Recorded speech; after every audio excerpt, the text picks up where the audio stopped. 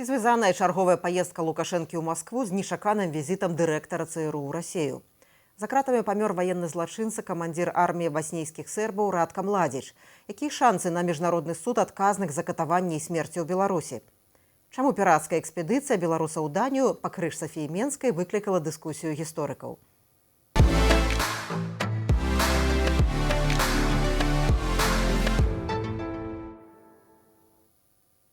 Добрый дзень, тут Ганна Соўзь, гэта «Пік свабоды». Мы падсумоўваем падзеі гэтага тыдня з гісторыкам і палітолегам Александрам Фрыдманам. У нашым эфіры будуць таксама пазней арганізатарка пірацкай вандроўкі ў Капенгаген Марыя Грыц і гісторыкі Сергей Абламейка і Александр Паршанкоў. А зараз з намі на сувязі палітолог-гісторык Александр Фрыдман. Добрый дзень. Добрый дзень, спадарня Ганна, вітаю. Сёння Александр Лукашенко выправіўся з чарговым візітам у Маскву дзеля сустрэчы з Владзімірам Пуцінам і расійскім прэм'ерам Міхаілам Мішустінным. Абмеркаванне ключавых кірункаў двухбаковага супрацоўніцтва, так гучыць афіцыйнае тлумачэнне гэтага візіту. Лукашенко паляцеў у Маскву неўзабаве пасля нечаканага візіту туды дырэктара ЦРУ. Як вы мяркуеце, які тут мог быць беларускі кантэкст перамоваў Джона Рэдкліфа з расейцамі і ці не абвешчаны раней візіт Лукашэнкі ў Маскву, які цяпер адбываецца, можа быць звязаны нейкім чынам з таемнымі расійска-амерыканскімі перамовамі? Я мяркую, што беларускую тэматыку напрамую ўсё ж такі ў гэтых перамовах Рэдкліфа яна нейкай ролі сур'ёзнай не адыгрывала, можа і узгадвалася, але думаю, сур'ёзнай відавочна не адыгрывала. Яна можа фігураваць там у кантэксце вось той тэорыі, якая існуе ў сувязі з гэтымі перамовамі, што адна з тэмаў, якую узнімаў Рэдкліф, тычыцца магчымай эскалацыі. Эскалацыі Расіі на еўрапейскім напрэмку, нейкіх гібрыдных акцыяў альбо і прамой агрэсіі супраць краінаў, якія ўваходзяць у паўночна-атлантычны альянс. Калі разглядаць гэта ў гэтым рэчышчы, менавіта вось так, то гэтыя сцэнарыі эскалацыі магчымыя з выкарыстаннем вайсковай сілы, напрыклад, супраць краінаў Балтыі, но іх вельмі цяжка ўявіць без удзела Беларусі, калі нешта будзе, напрыклад, праводзіцца супраць Латвіі альбо супраць Літвы. Так што беларускія рэсурсы ў гэтым сэнсе і тэрыторыя Беларусі і беларускае войска, яны тэарэтычна і ў розных тэорыях, якраз такі ў розных сцэнарыях эскалацыі яны прысутнічаюць, яны могуць быць выкарыстаны. Так што ў гэтым сэнсе беларуская праблематыка магла быць узгадана альбо ў кантэксце пашырэння расійскай агрэсіі супраць Украіны, но магчымы сцэнар новай расійскай ваеннай аперацыі супраць Кіева праз тэрыторыю Беларусі. Вось у гэтым кантэксце, магчыма, і яна фігуравала. Ну, давайте пра яшчэ адзін кантэкст пагаворым. Былы спецпрадстаўнік Злучаных Штатаў па Ўкраіне Кіт Келлах на гэтым тыдні заявіў у інтэрв'ю украінскай журналістцы Раміні Эсхакзаі, што галоўнай мэтай кантактаў Вашынгтона з Александрам Лукашэнкам было атрымаць дадатковы канал сувязі з Владзімірам Пуцінам. Паводле Келлага паралельна ЗША дамагаліся вызвалення беларускіх палітзняволеных. І кантакты, я нагадаю прадстаўніку адміністрацыі Дональда Трампа з Лукашэнкам пачаліся ў чэрвені 25-го году, калі Келлах наведаў Менск. А на гэтым тыдні таксама інтэрв'ю «Нью-Йорк Таймс» даў пасланнік Трампа Джон Кол, і ён заявіў, што спадзяецца на вызваленне яшчэ адной вялікай групы палітзняволеных Беларусі в самы найбліжэйшы час. Ці ўсё вось гэта робіцца, гэтае чаканае вызваленне дзеля таго самага каналу сувязі з Пуціным, як вы мяркуеце? Я пачну, сапраўды, з заявы з гэтай рэмаркі спадара Келлага. Но яна сенсацыяй не стала. Гэта, ў прынцыпе, гэта было вядома, калі нават прасачыць тыя публікацыі, якія былі ў журналіста Саймона Шустера, які вельмі так вельмі уважліва вывучаў, як увогуле развіваліся стасункі паміж рэжымам Лукашэнкі і адміністрацыяй Трампа. Дык вось як такі магчымы канал сувязі, можа нават не толькі канал сувязі, а яшчэ і крыніца інсайдаў з Масквы, а яшчэ і магчымая роля ў перамоўным працэсе, гэта ўсё амерыканскім бокам відавочна разглядалася. Калі мы паглядзім на дынаміку развіцця, не дынаміку, як змяняліся беларуска-амерыканскія стасункі, дык вось знешнепалітычныя кампаненты вайны ва Ўкраіне, ролі Лукашэнкі як магчымага канала сувязі у мінулым годзе, гэта сапраўды прысутнічала. Зараз гаворка ідзе пераважна пра развіццё двухбаковых стасункаў, нармалізацыю двухбаковых стасункаў, вызвалення палітзняволеных.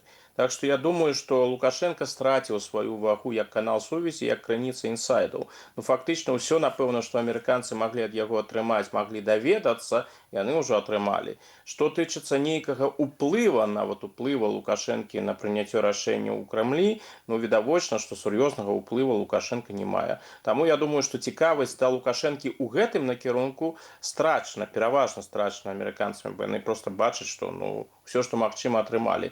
Но тут трэба аддаць Лукашэнку належнае, ён скарыстаўся сітуацыяй і ён здолеў зацікавіць амерыканцаў сваёй персонай, сваімі магчымасцямі. Я думаю, што калі б сапраўды там гаворка ішла толькі пра канал сувязі з Расіяй, дык ужо ж усе кантакты паміж Лукашэнкам і амерыканцамі скончыліся. Але Лукашенко змог перавесці іх яшчэ і ў іншы напрамак, двухбаковыя стасункі, магчыма, нейкія эканамічныя праекты. Ну і Лукашенко, канешне, выкарыстоўвае той рэсурс, які ў яго ёсць, якім ён можа распаражацца. Гэта палізняволены. Увесь час ён рабіў усё, каб амерыканцам з дапамогай палізняволеных, каб падтрымліваць іх цікавасць, што вось мы рухаемся паступова і каб вы не страчвалі сваю цікавасць да мяне, да Лукашэнкі. І маглі таксама прадэманстраваць, што ў вас ёсць вынікі гэтых кантактаў на беларускім напрамку. Ну вось глядзіце, якая прыгожая гісторыя. Прэзідэнт Трамп вызваляе палізняволеных. Ну вось так яно ішло. Вы кажаце пра тое, што Злучаныя Штаты атрымалі ўсё, што змаглі ад Александра Лукашэнкі, ці ён атрымаў ўсё, што хацеў бы ад іх, і што цяпер Злучаныя Штаты могуць прапанаваць яму наўзамен за вызваленне палітвязняў? Я думаю, што на сапраўды, што тычыцца Пуціна і звязана менавіта з Лукашэнкам як каналам сувязі і канал інсайдаў, ну на дадзены момант, напэўна, ўсё, што маглі, атрымалі. Хаця, зноў жа, хто яго ведае? Можа, вось Лукашенко зараз да Пуціна з'ездзіць і яшчэ, ну я б на яго месцы так зрабіў, каб падтрымліваць увагу амерыканцаў, паведаміў там нешта. Вось у мяне ёсць інфармацыя, як Пуцін там адрэагаваў на візіт Рэдкліфа. Ну, калі б гэта інфармацыя паступіла ад Лукашэнкі, ну, можа, гэта ізноў магло б амерыканцаў, ну, звярнуць, прынамсі, увагу амерыканцаў на гэты канал сувязі. Але, ізноў жа, я не думаю, што ён можа ў здадзеным сённяшняй сітуацыі паведаміць амерыканцам нешта такое, пра што яны ўвогуле не ведаюць. Калі глядзець з пункта гледжання Лукашэнкі, ён шмат чаго дамогся. У яго былі сустрэчы з прадстаўнікамі Злучаных Штатаў. На яго звярнуў увагу прэзідэнт Трамп. У кантэксце піяра, інфармацыі, прапаганды гэтыя кантакты з амерыканцамі былі выкарыстаны, ну, хіба ж не на 100%, можа, нават на 120%. І Лукашэнку гэта ўсё было вельмі прыемна і з запрашэннямі Трампа і іншае. Калі ж глядзець, напэўна, на галоўную мэту Лукашэнкі у дадзеным кантэксце, нармалізацыю стасункаў, калі б зніклі ўсе санкцыі, можна было праводзіць нейкія эканамічныя двухбаковыя праекты. Ну, гэтай мэты Лукашенко не дасягнуў. Ну, ён і сам досыць цвяроза ацэньвае развіццё стасункаў. Калі не памыляюся, апошнім разам падчас сустрэчы з прадстаўніком Беларусі Іоанном Валянцінам Рыбаковым, ён жа так і сказаў, што стасункі з амерыканцамі развіваюцца нядрэнна, ёсць поспехі, але, канешне, апетыт прыходзіць падчас трапезы. І думаю, што Лукашенко сённяшні жадаў бы атрымаць ад стасункаў з амерыканцамі куды больш. І, напэўна, і нават разлічвае на гэта. Но тут звязана не толькі з ім, гэта звязана і з знешнепалітычнымі абставінамі. Зараз беларускі бок і амерыканскі бок дайшлі да пэўнага ўзроўню, калі прарыва не атрымліваецца. Бо ўсё ж такі, ну, цяжка ўявіць, што ў сённяшніх умовах Лукашенко змог бы пайсці на нармалізацыю стасункаў са Злучанымі Штатамі, пакуль стасункі Злучаных Штатаў з Расіяй развіваюцца, ну, на дадзены момант не самым найлепшым чынам. Так што ёсць абмежаванні, Лукашенко іх бачыць і чакае добрага моманта, які сапраўды можа ізноў прыйсці для яго. Гэта «Пік свабоды», з вами Ганна Соусь. Мы падсумоўваем галоўныя падзеі гэтага тыдня з гісторыкам, палітолагам Александром Фрыдманам. Паставце падабайку, напішыце каментар, падпішыцеся на наш канал. На гэтым тыдні памёр былы камандзір арміі баснійскіх сербаў Радка Младзіч. Ён быў асуджаны на пажыццёвае зняволенне за ваеннае злачынства. У 2017 годзе суд прызнаў яго вінаватым у генацыдзе за арганізацыю забойства. У 1995 годзе сама меней 8 тысяч мусульманаў у баснійскай Срэбраніцы. Это найгоршае злачынство ў Еўропе з часоў Другой сусветнай вайны. Як вам падаецца, на гэтым фоне якімі бачацца шансы на міжнародны суд адказных за катаванне і смерці ў Беларусі? Ці не марныя спадзяванні на міжнародны суд над Лукашэнкам і ягоным рэжымам? Ну, калі мы паглядзім на лёс Радка Младзіча, так досыць працяглы час у яго атрымлівалася пазбягаць адказнасці.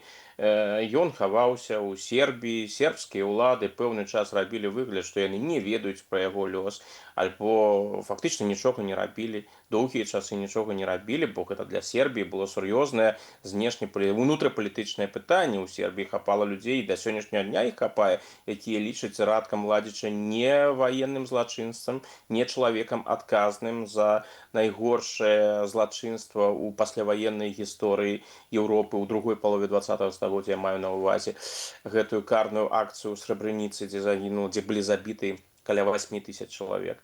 Так вось, там хапае людзей, якія лічаць яго сапраўды героем Сербіі, чалавекам, які змагаўся за сербскія інтарэсы.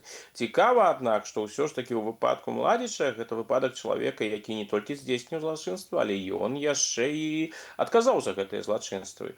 І там былі розныя спробы з яго боку і з боку ягонай абароны пазбегнуць адказнасці. Ну, лёс Младзіча, вядома, ён быў асуджаны і ён памёр за кратамі.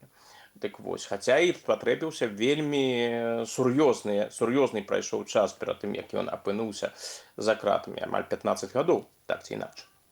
Што тычыцца беларускага кантэксту, мне вельмі цікава было назіраць за рэакцыяй беларускай дзяржаўнай прапаганды на лёс Младзіча, на смерць Младзіча, яна была вельмі аператыўнай.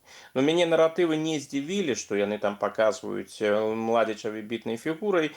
Хутчэй тут пытанне ў тым, што наколькі аператыўна адрэагавалі і падкрэсліваюць, што вось ён памёр менавіта за кратамі. Гэта паказвае, што лёс Младзіча і людзей, якія былі асуджаны такім чынам, ён сапраўды беларускія ўлады турбуе. Вось гэты прывід Гаагі, ён відавочна нікуды не знік. Хаця на дадзены момант, канешне, шансы на тое, што у беларускім кантэксце нехта прадстане перад судом у Гаазе, ну яны, мякка кажучы, зусім невялікія на дадзены момант. Шансы на тое, што будуць пакараны такія людзі, як Младзіч альбо прэзідэнт Рэспублікі Сербскай Радаван Караджыч, які заходзіцца за кратамі, яны былі куды больш вялікімі у свае часы, хаця б таму, што Сербія была зацікаўлена і да сённяшняга дня зацікаўлена ў еўраінтэграцыі, у супрацоўніцтве з Еўразвязам.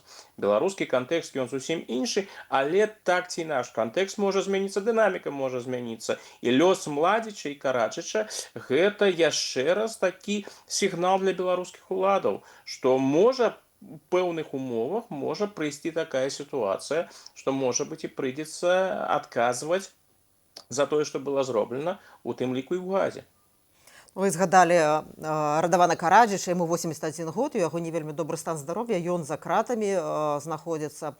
У мемуарах Флоренс Хартман, это была прэсавая сакратарка галоўнага прокурора міжнароднага трыбуналу па былой Югаславіі Карла Дель Понта, у 97 годзе Расія вывезла, ну, нібы на загад Ельцына, Радавана Караджыча ў Беларусь, дзе ён хаваўся некалькі месяцаў. А вот цяпер вот вы слушна заўважылі, мы таксама это заўважылі, што прапагандысту Беларусі выказваюць спачуванне з нагоды смерці ваеннага злачынства Младзіча. Як вы мяркуеце, якое асабістае стаўленне ў Аляксандра Лукашэнкі да асуджаных міжнародным судом за ваеннае злачынства былой Югаславіі, таго ж Мілошавіча, Караджыча? Ці гэта для яго так проста бізнес? Ну, у выпадку Караджыча это было даць на некаторы час прытулак, як ён это свой час зрабіў для былога кіргізскага прэзідэнта Курманбека Бакіева. Ці тут ёсць нейкая пэўная блізкасць? Я думаю, што пэўная блізкасць, яна безумоўна прысутнічае, бо ў свой час Лукашенка, пасля таго, як быў абраны на пасаду прэзідэнта Беларусі, ён досыць моцна цікавіўся падзеямі на Балканах. І ягоны вядомы візіт у Белград, і ў тыя часы ён выказваўся на гэтую тэматыку, балканскую тэматыку, досыць сістэматычна. Я думаю, што і лёс Мілошавіча і астатніх ён адсочвае. І гэта, дарэчы, калі казаць пра Мілошавіча, ну, напэўна, з выпадку з Караджычам можна сыходзіць з таго, што ў іх была таксама сустрэча у Лукашэнкі і Караджыча, калі Караджыч сапраўды хаваўся пэўны час у Мінску. Гэта людзі, з якімі ён знаёмы, да якіх ён мае сімпатыю, і гэта тыя людзі, з якія ў ягонай сістэме каардынат лукашэнкаўскай, яны кінулі выклік захаду і яны прайгралі. Ён сябе таксама разглядае як асобу, якая кінула заклік, якая кінула выклік захаду. І тут і розныя прыклады, якія ён раз по раз узгадвае. Гэта і Мілошавіч, гэта і Кадафі, гэта Хусейн і гэтак далей. Гэта тыя людзі, да якіх ён мае сімпатыю і, напэўна, ў розных кантэкстах разважае пра тое, каб яму не паўтарыць іх лёс. Давайте пра іншы геапалітычны кірунак супрацоўніцтва рэжыму Александра Лукашэнкі пагаворым. Паўночная Карэя. Беларусь і Паўночная Карэя рыхтуюцца скасаваць візавы рэжым. Пагадненне ўжо амаль гатовае, засталіся тэхнічныя пытанні. Пра гэта заявіў на гэтым тыдні кіраўнік Міністэрства замежных спраў Беларусі Максім Рыжанкоў, які адпачываў у КНДР. Якія інтарэсы насамрэч у рэжыму Александра Лукашэнкі ў Паўночнай Карэі? Геапалітычныя, эканамічныя? Ці вот гэтая блізкасць, пра якую вы гаворыце? Розныя, насамрэч, і эканамічныя, хаця б у той ступені, што Паўночная Карэя ўжо зарабляе і будзе, напэўна, зарабляць усё больш і больш на вайне Расіі супраць Украіны, паколькі Паўночная Карэя падтрымлівае Расію, яна пастаўляе зброю. Магчыма, справа дойдзе да таго, што там ізноў з'явяцца вайскоўцы Паўночнай Карэі, якія будуць ваяваць на расійскім баку. І зразумела, што тут альтруізма з боку Кім Чен Іна няма. Ён зарабляе, ён вельмі добра зарабляе. Гэтая дапамога Расіі, за якую Расія, у якой сапраўды магчымасці недзе ў іншых месцах атрымаць дапамогу яе абмежаваныя, яна ў стане, пакуль прынамсі, за гэта плаціць. То бок гэта значыць, што гэтыя грошы Кім Чен Ін атрымлівае, і адпаведна ў яго ёсць пэўныя рэсурсы. Лукашенко імкнецца гэтымі рэсурсамі, якія там з'яўляюцца, скарыстацца і паўдзельнічаць у розных кшталту эканамічных праектах, пастаўляць туды тавары і іншае. Другая справа, што ўсё ж такі магчымасці ў гэтым накірунку абмежаваны, але пэўныя магчымасці можна скарыстаць. Гэта першы момант. Другі момант, ён сапраўды знешнепалітычны. Бо ўсё ж такі ў гэтым свеце не так шмат краінаў, у якіх ёсць стасункі з Паўночнай Карэяй.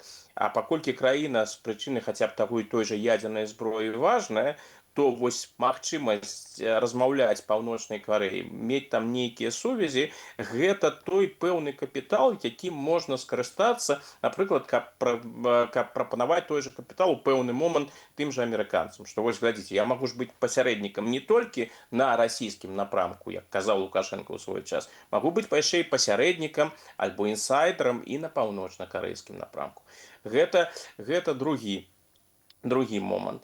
Ну і трэці момант, ён звязаны з тым, што рэжым Лукашэнкі таксама не той рэжым, з якім усе жадаюць сябраваць. Лукашенко сябруе з тымі, хто гатовы з ім сябраваць. І ў гэтым сэнсе Паўночная Карэя, яна якраз такі тая краіна з тых краінаў, якія гатовыя сябраваць. Тым больш, што сяброўства з Паўночнай Карэяй, яно ўвогуле не праблематычнае для беларускіх уладаў, хаця б таму, што тут задае вектор Расійская Федэрацыя. Расійская Федэрацыя ідзе на збліжэнне з Паўночнай Карэяй, ну і Лукашенко карыстаецца гэтай магчымасцю і ідзе разам з Расіяй. Калі ўзяць гэты турыстычны напрамак, ну, не ведаю, наколькі гэта ў рэшце-рэшт будзе прывабна для турыстаў з Беларусі, хаця ізноў жа... Ну, для турыстаў з Беларусі это магчымасць паглядзець, як можа выглядаць іх краіна ў выпадку працяглай міжнароднай ізаляцыі.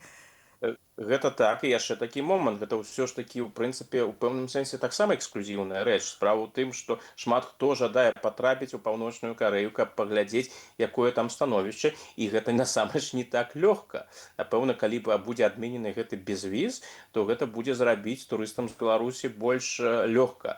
Логіка Паўночнай Карэі, яна таксама зразумелая, яны ідуць па тым жа шляху, у якім свой час пайшоў іспанскі дыктатар Франциско Франка у 60-е гады, калі ён зразумеў, што краіне патрэбны грошы і, канешне, замежныя турысты гэта пэўная рызыка, але ўсё ж такі, калі яны прыязджаюць і пакідаюць свае грошы, дык гэта добра для іспанскай эканомікі. Гэта сапраўды турыстычны бум, які быў у Іспаніі ў 60-е гады, ён быў звязаны менавіта з гэтай палітыкай урада. Выглядае так, што Кім Чен Ін жадае ісці гэтым жа шляхам.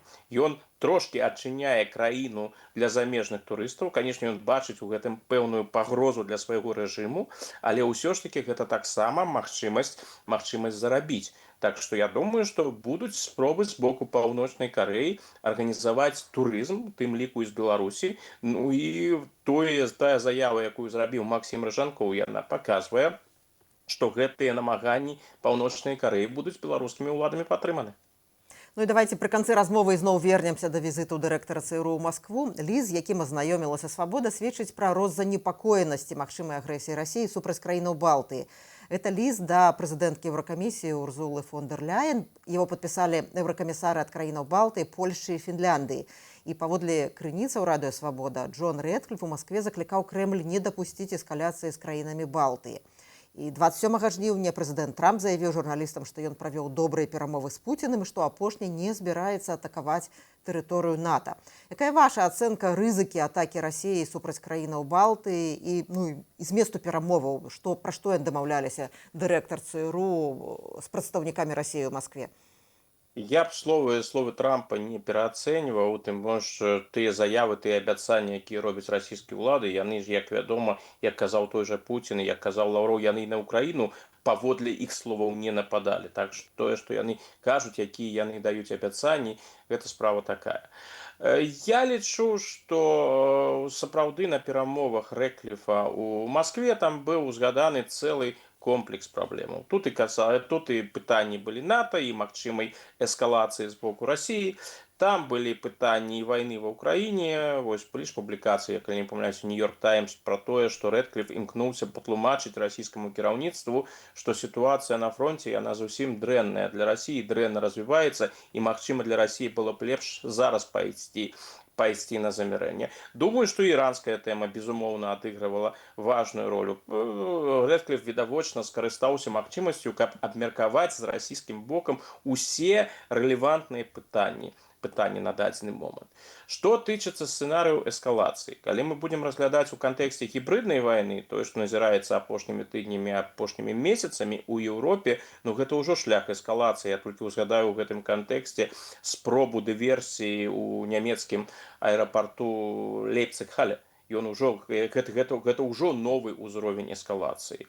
Шмат тэорый выказваецца наконт таго, што Пуцін у сваім жаданні весці гэтую вайну супраць Украіны далей будзе зрабіць усё, каб выключыць еўрапейскую дапамогу Украіне. А як выключыць еўрапейскую дапамогу? Шляхам нейкіх акцыяў супраць еўрапейцаў, каб паказаць еўрапейцам, калі вы будзеце і надалей падтрымліваць Украіну, вайна прыйдзе да вас. То бок гэта той кантэкст, у якім узнікаюць усе гэтыя тэорыі пра магчымую агрэсію, гібрыдныя атакі і іншыя Расіі супраць Польшчы альбо краінаў Балтыі.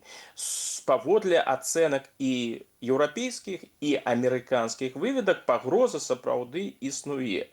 Но гэта пагроза, як мне падаецца, ўсё ж такі мае такі пераважна тэарэтычны характар. Прынамсі, на дадзены момант яна не выглядае настолькі актуальнай, што можна было сыходзіць з таго, што заўтра, паслязаўтра, праз тыдзень, праз 2 тыдні яны нешта могуць распачаць.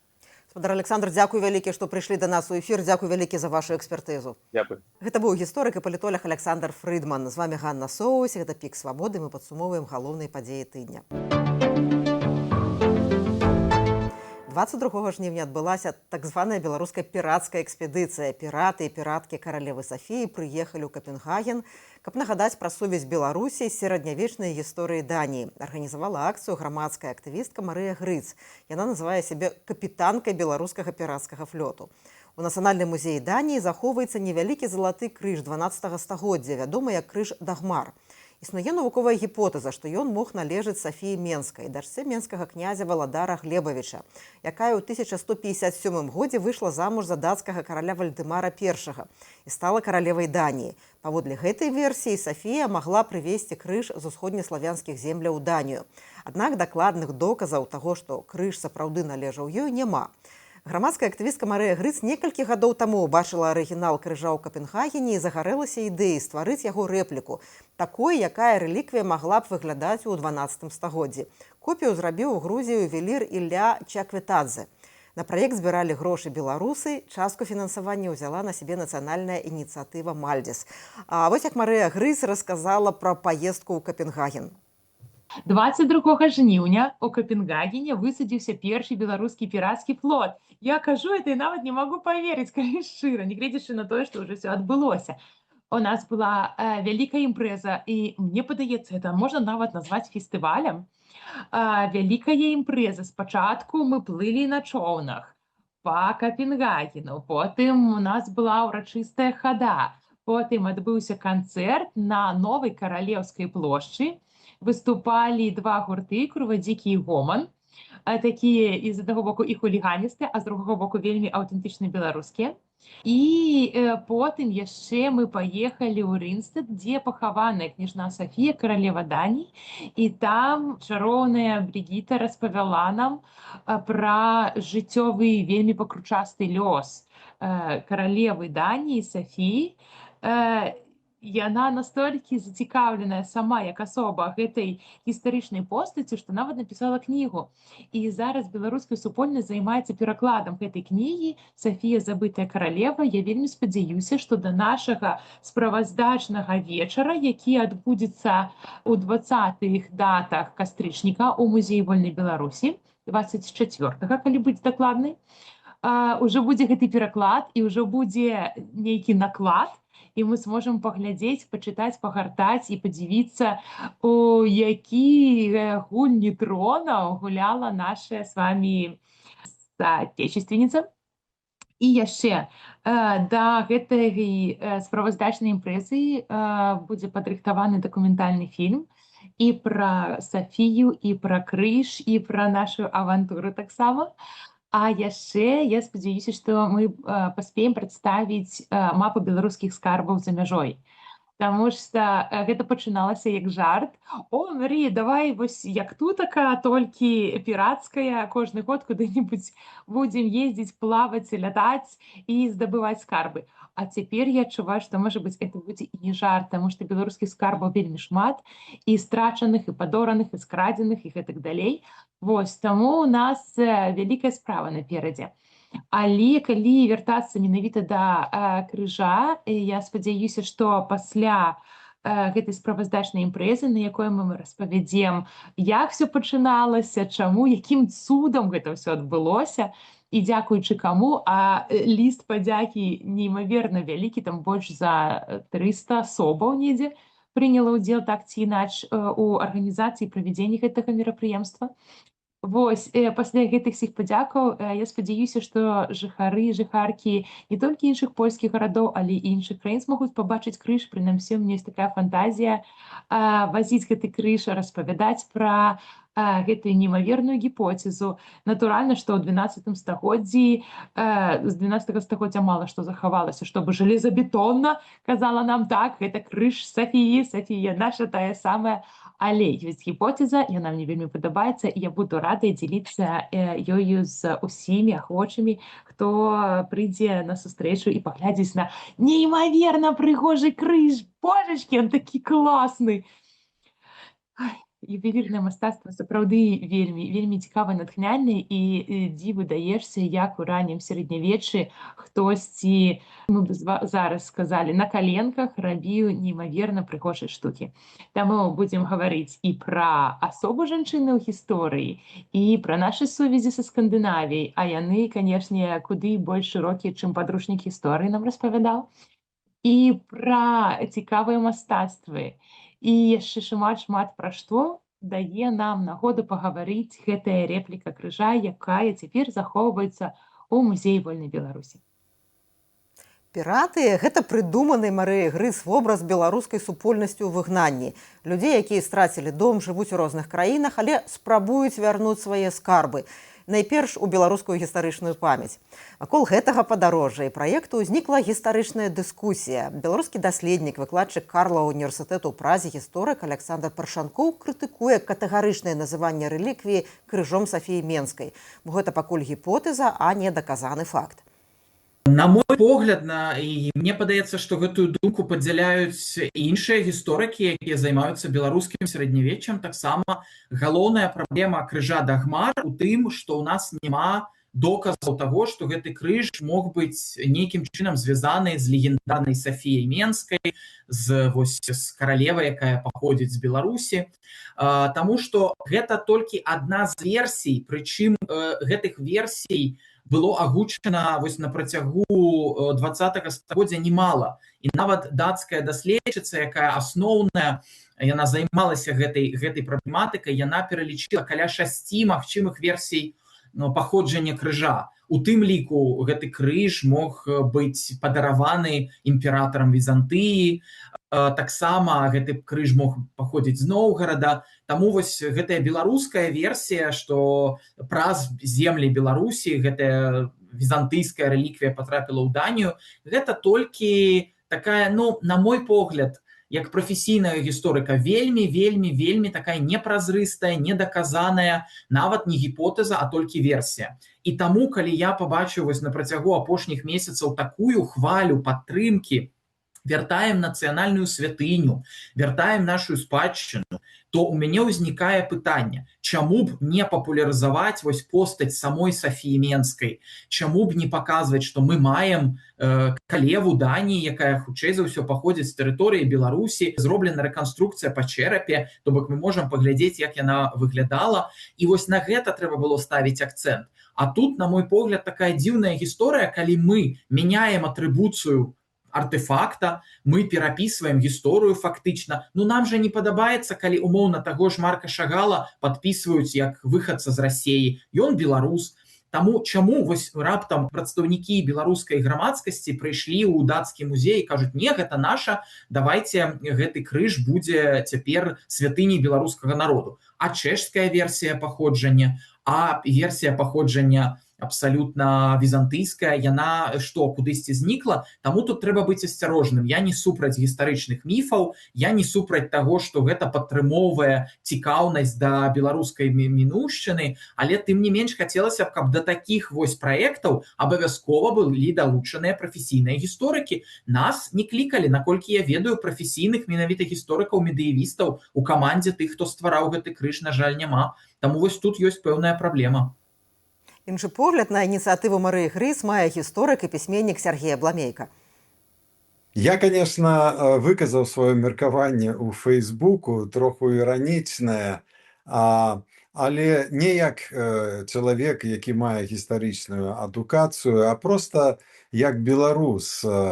Само па сабе было дзіўна убачыць такі зладжаны хор, многіх, чалавек 5, як найменш, я прачытаў беларускіх гісторыкаў, што не трэба ствараць мітаў ніякіх, не трэба грамадскасці совацца ў навуку. Не даказана, не лезьце, не стварайце мітаў. Гэта было вельмі дзіўна пачытаць.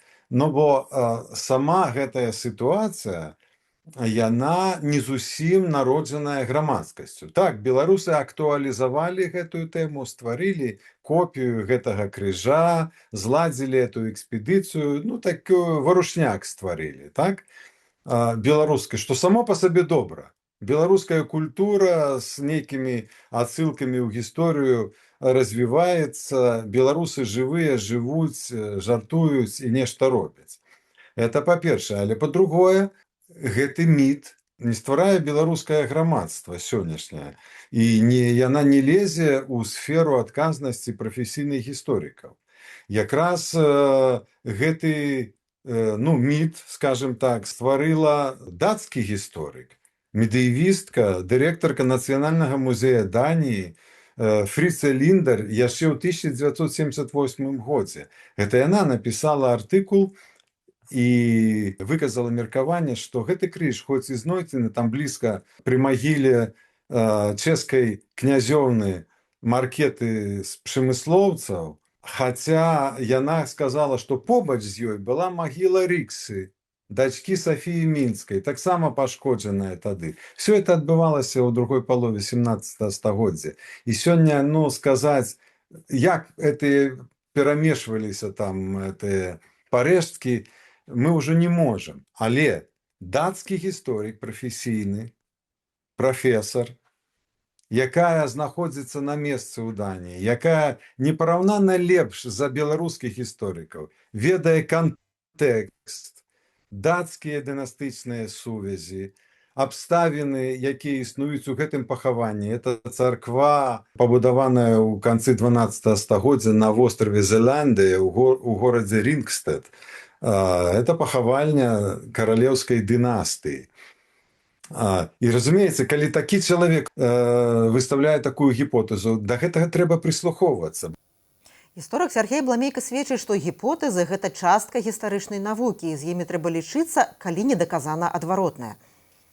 Вот мне радуе, што ў Фейсбуку былы загадчык катедры гістарычнага факультэта БДУ, былы прафесар Еўрапейскага гуманітарнага універсітэта Павел Церашковіч таксама напісаў іранічна, што тут спрачацца, это 50 на 50, можа быць так і можа не. Але уразілі гэты стройны хор адмаўлення. Нам не трэба гэты крыж, нам не патрэбна нават эта Сафія, нам не трэба даказваць, што мы еўрапейцы. Як жа не трэба даказваць, што мы еўрапейцы? А што сёння пануе у ідэалогіі і прапагандзе ў сучаснай Беларусі? Хіба не тэорыя адзінарускага народу? І хіба не еўразійства, которое прапагандуюць асноўнае? Мы не можам сцвярджаць, што было адно так, другое гэтак. Але нацыя патрабуе нейкіх мітаў.